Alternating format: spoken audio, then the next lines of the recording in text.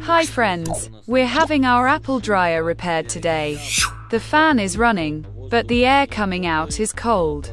It turns out the coil isn't heating up. Let's figure out what the problem is.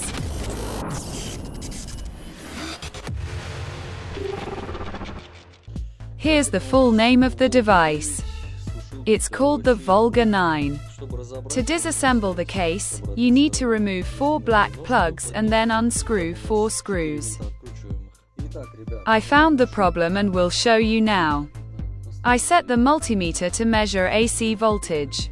Now turn on the dryer and measure the voltage at the input to the coil.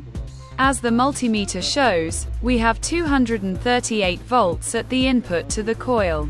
Next is the thermal fuse. Let's check the voltage after it. As you can see, there is no voltage after the thermal fuse. It turns out that the thermal fuse has tripped, causing an open circuit. There are 2 solutions to this problem. You can install a similar thermal fuse or make a jumper. I installed a jumper, and let's test the device.